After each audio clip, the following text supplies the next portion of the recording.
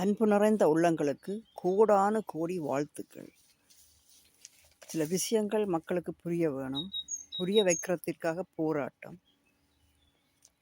அந்த புரிய வைக்க வருகிறவர்கள் படுகிற துன்பம் பெரிய துன்பம். ஏனென்றால் இது சாதாரண விஷயம் அல்ல. உலகம் போகிற போக்கை மக்களாகிய நீங்கள், படித்தவர்கள் படிக்காதவர்கள் எல்லோருக்கும் இது புரிகிற விஷயம். ஏனென்றால் இது வாழ்க்கையோடு கலந்த விஷயம். எல்லோரும் வாழுறோம் தானே. படித்தவர்கள் மட்டுமா வாழ்கிறார்கள், படிக்காதவர்களும் வாழ்கிறார்கள். படிக்காதவர்கள் வாழ்கிற வாழ்க்கை இன்னும் அதிகமாக இருக்கிறது படித்தவர்கள் வாழ்கிற வாழ்க்கையிலும் காட்டி. அப்போ சரியாக யோசிக்கணும். இந்த பொல்லாத காலகட்டம், இந்த உலகம் எங்கே காணம் போக போகிறது? இந்த பரிமாண வளர்ச்சி என்ன? குரங்கிலிருந்து மனிதன் வந்தான் என்று பள்ளிக்கூடத்தில் சொல்லும் போதே குரங்கிலிருந்து மனிதன் உருவாகினான். குரங்கினம் இப்பவும் இருக்கிறது, விதம் விதமான குரங்கினம் இருக்கிறது. இந்த குரங்கிலிருந்து மனிதன் உருவாகி இந்த பரிமாண வளர்ச்சி வந்தது.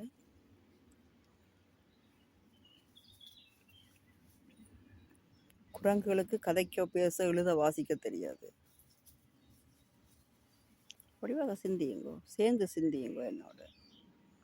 ஆனால் இந்த மனித இனம் இருக்கல்லோ, இந்த மனித இனம் வளர்ந்து வந்து என்னவாக மாறப்போகிறது, அடுத்த பரிமாண வளர்ச்சி என்ன என்று சொல்லி நாங்கள் பார்ப்போமே. ஆனால் அவர்கள் உலகில் பிசாசின் தூதர்களாக, சாத்தானிய கூட்டமாக மாறப்போகிறார்கள்.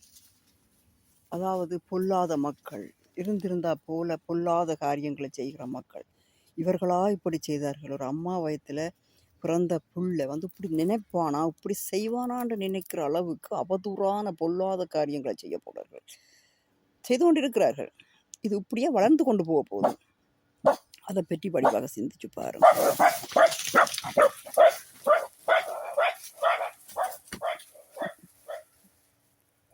வடிவாக சிந்திச்சு பார்ப்போம்.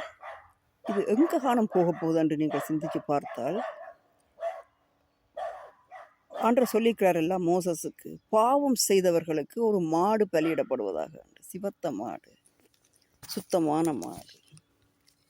அதைத்தான் இன்றைக்கும் செய்கிறார்கள். பாவம் செய்தால் மாடை பலி கொடுத்தா எல்லாம் சரியாக போயிடுமா? இல்லை மனச்சமாதானத்துக்காக சொல்கிறதா? இப்போ அதே வழியால் தான் இப்போ இன்றைக்கும் அது நடந்து கொண்டிருக்குது. அதில் இருந்து முதலாவது வெளியால் வர வேண்டும் இந்த முட்டாள்தனமான சிந்தனைகள். இப்போ மாடும் பலி, ஆளும் போச்சு. மாடும் போச்சு, ஆளும் போச்சு. இப்போ கண்டுக்குட்டின்ற தலை வந்து பானைக்குள்ளே போயிட்டா என்ன செய்வோம்? கழுத்தையும் வெட்டி பானையும் உடைப்போம். அதே மாதிரி ஆகி போச்சு.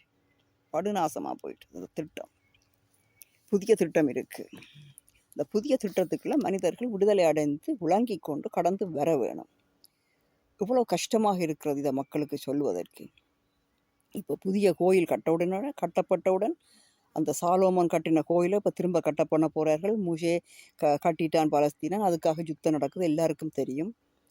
இஸ்ரேலுக்கு அங்கே எல்லாம் யுத்தங்கள் நடக்குது. இப்போ அவர்கள் எப்படியாவது அந்த சிவத்த மாடு 2000 வருட காலமாக அந்த சிவத்த மாட்டின் இனமே இல்லாமல் இருந்தது. அந்த இல்லாமல் இருந்த இனம் இப்போ திரும்ப உருவாகி இருக்கிறது. இது ஒரு அற்புதம். இது என்னத்திற்கான அற்புதம் தெரியுமோ? அந்த கோயில் கட்டப்பட்டவுடன் 3ஆம் உலக யுத்தம் பயங்கரமாக நடந்து சாத்தானாகப்பட்டது இந்த பூலோக அதிபதி. எவ்வளோ காலமும் பூலோக அதிபதியைத்தானே கடவுள், சாமி, தெய்வம் என்று கும்பிட்டார்கள், பலிகள் கொடுத்தார்கள், விக்கிரகங்களை வைத்தார்கள். இந்த பூலோக அதிபதியைத்தான் கும்பிட்டார்கள். உலகில் பிள்ளைகளை பிறக்கிறதுக்கும், பணக்காரராக இருக்கிறதுக்கும், குடும்ப பிரச்சனை இல்லாமல் ஒற்றுமையாக எல்லாரும் நல்லா பல்கி பெறுகிறதுக்காகத்தான் இங்கே எல்லாம் உலகால நடந்தது. ஆண்டவர் ஜேசப்பா அப்படி சொல்லலை. அவர் சொன்னது வந்து, அவர் சொன்னதை சபையில் சொல்ல மாட்டாங்க. சபைகள் என்று சொல்லப்படுற இந்த பாஸ்டர்ஸ் என்று சொல்கிறவர்கள் வேதத்தை வடிவாக வாய்ச்சி பாருங்க, எல்லாரும் வாய்ச்சி பாருங்க. இனி வாசிக்காமல் இருக்க சரி வராது. என்று சொல்லிச்சுன்னா வெள்ளம் வந்துட்டுது, வாரியாக கொத்தாக கொண்டு போக போகுது மக்களை. பிசாசின் அரசாங்கம் வரப்போகுது. 3ஆம் உலக யுத்தம் தொடங்கி முடிகிறதுக்கிடையில் சாத்தானாகப்பட்டது வந்து முழு ஆட்சியும் கொண்டு வந்து 3 தர 6 முத்திரைய மனிதனுடைய கைகளில் கொத்தி அதை வாசிச்சிங்கன்னா நீங்கள் பத்தறி போவீங்களாட்டத்தை. என்ன நடக்க போதும்? எல்லாரும் துறமாக இருக்குது, கதவு திறக்கலாம், பேங்க் கார்டு ஒன்று தேவையில்லை, பேசே கையில் எடுக்க தேவையில்லை. கையை காட்டினா கதவு திறக்கும், கையை காட்டினா பணம் வரும், கையை காட்டினால எல்லாம் நடக்கும். அப்படி வலது கையில் குத்த போகிறான். அதான் வேலை. அதில் அம்புட்டவன் பாடம் அவ்வளவுதான். அந்த சந்ததி வந்து அங்காலே அப்படியே அவனுக்குத்தான் சாத்தானாகப்பட்டவனுக்குத்தான் சொந்தம். இவ்வளவு ஒரு நெஞ்சு பதறும். இன்றைக்கு அந்த ஜெஃப்ரி எப்ஸ்டைன் என்று நீங்கள் கேள்விப்பட்டிருப்பீங்கள். அவன் எவ்வளவு பயங்கரமான காரியங்களை செய்தான், எப்படியாக சித்திரவதை செய்தான். அவன் சாப்பிட்டான், பிள்ளைகளை வறுத்து தின்றான்.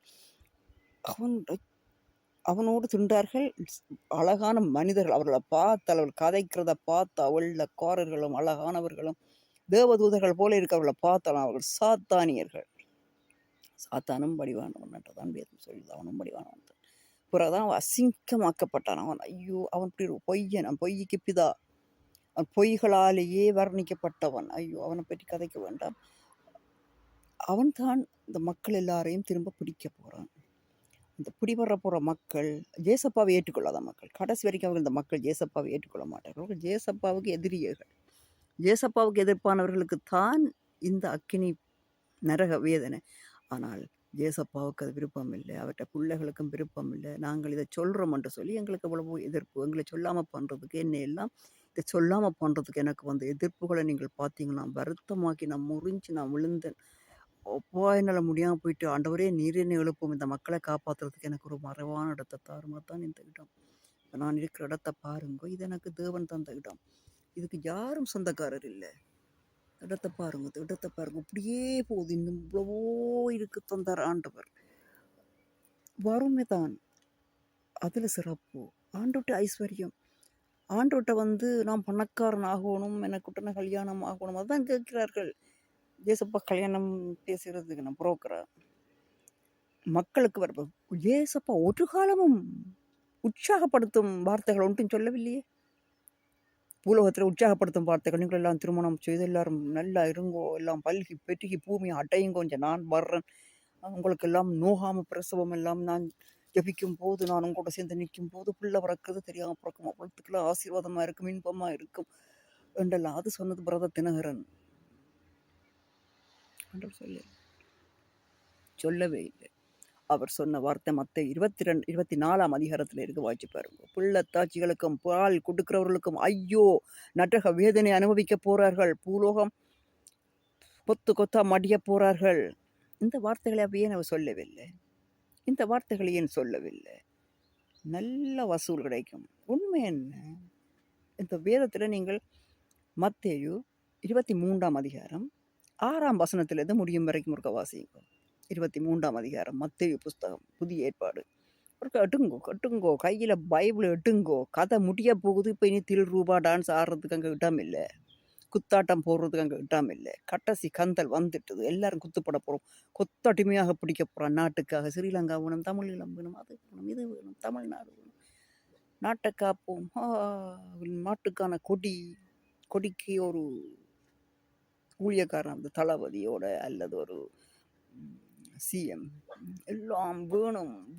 எங்க கதையை முடிய போகுது. அதை நீங்கள் இப்போ நாங்கள் என்னையும் ஒப்பு கொடுத்து இப்படி எத்தனை சகோதரிகள் எல்லாம் இழந்து தேவனுடைய சத்தியத்தை நாங்கள் பட்டிக்கும் போது பிசாசானவனை நாங்கள் நேரில் கண்டோம். எங்களை இதை சொல்ல வேண்டாம், பிள்ளைகளை அழிப்பேன், உன் வம்சத்தையும் நான் அழிப்பேன் என்று சொல்லி நேரில் வந்து எங்களோட சுத்தம் பண்ணேன். ஐயோ, தாங்க முடியாது, கண் திறக்க இயலாது, வருத்தம் பெறும். எங்களை போட்டு முறிச்சு நாங்கள் ஜேசப்பாவை விட்டு விலத்தில் மற்றவனடா தூக்கி எறிஞ்சிட்டு ஓடி இருப்பான். பைபிளை வீட்டுக்கு வச்சிருக்காதீங்க, பிசாசு படிக்க மாட்டேன் சொல்லி போட்டு தூக்கி எறிஞ்சிருப்பான். இன்றைக்கு பாருங்க, பிசாசு பிடிச்ச மாதிரியே இருக்கு. ஆண்டவர்கிட்ட கொண்டு எங்களுக்கு சகல அதிகாரமும் தேவன் கொடுத்திருக்கிறார். சகல அதிகாரமும் கடவுளால் கொடுக்கப்பட்டிருக்கிறது. இதோ பரிசுத்த வேதாகமம் கையில். எப்போ எத்தனை பைபிள், 3 பைபிள் வச்சு நான் நேற்றுக்கு ஒரு வீடியோ போட்டிருந்தேன். வடிவ வீடியோக்களை பாருங்க.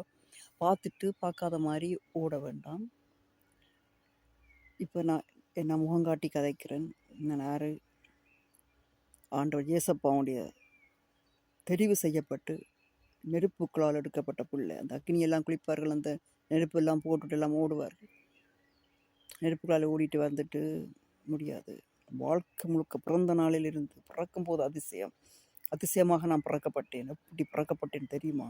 என் தாய் மூத்த மகன் இழந்து ஸ்ரீலங்காவில் பிள்ளைய போட்டுட்டார்கள். மம்மியை தாயை கொண்டு போய் சவக்காம்ப்ராக்கில் போட்டு விட்டார்கள். அதுக்கு என்ன மாதிரி வைத்து கற்ப பையெல்லாம் பிடிச்சி தச்சு விட்டார்கள் தெரியுமோ? செத்தவளுக்கு தைக்கும் தையலை போட்டு தச்சு விட்டார்கள். எனக்கு சொல்லும் போதே உடம்பெல்லாம் அப்பா! டாக்டர் சொல்லி போட்டார், கர்ப்பம் தரிக்க முடியாது, வந்தால் வலது குறைஞ்ச பிள்ளை வரும், இல்லை என்று சொல்லி சொன்னால் உயிருக்கே ஆபத்து. இது ஒரு ரிஸ்க், அதாவது வந்து போராட்டம். அந்த போராட்டம் உங்களுக்கு வேணுமா? அதுவும் இந்த வயசுலேட்டு அவள் தாயும் வயசாக போயிட்டேன்டா. அவள் முதல் பிள்ளையை முழந்து ஏற்கனவே தாய் தகப்பனுக்காகவே வாழ்ந்து வலது புறஞ்ச சகோதரனை பார்த்து மிகவும் வயசு வந்து தான் என் தாய் கல்யாணத்தையும் கட்டுவேன் அந்த காலத்தில். என்ன அதுக்கு பிறகு இப்படி நடந்து அதுக்கு இவ்வளோ காலம் இருந்து அழுந்தி அதுக்கு பிறகு பிள்ளை வேணும்தானான்னு கேட்கும்போது அவள் ஹிந்து தானே, பழைய ஏற்பாட்டு முறைப்படி சாத்தான வழிபட்டார்கள். அந்த வம்சத்தில் வந்தோம். அவள் ஜேசப்பான்ற கோயிலில் போய் அங்கே கோயில் தேவையில்லை, அது எங்கே நின்று கேட்டாலும் அது கோயில் தான், மரத்துக்குலாம் நின்று கேட்டாலும் கோயில் தான், கோயிலில் ஜேசப்பா எல்லாம் மெனக்கிறது இல்லை. அவள் கேட்டா, எனக்கு மகன் வேண்டாம், மகன் இழந்த பயம், ஆம்பளை பிள்ளைய காணும், குணமாக பார்த்தது ஆம்பளை பிள்ளைய விசராக்கிட்டு பயம் வேண்டாம், பொம்பளை பிள்ளைய தாரும், போது அம்மா போல தாரும் என்று கேட்டார். உழவு போராட்டமாக நான் பூமிக்கு வந்தேன். அந்த சத்தம், நான் அழுத போது என் தாய் வெளிச்சத்தை கண்டேன், தான் சுகமாக இருந்தேன், தான் உயிரோடு இருக்கிறத தான் உணர்ந்தேன் என்று சொல்லி சாட்சியம் எல்லாம் சொல்லியிருந்தார்.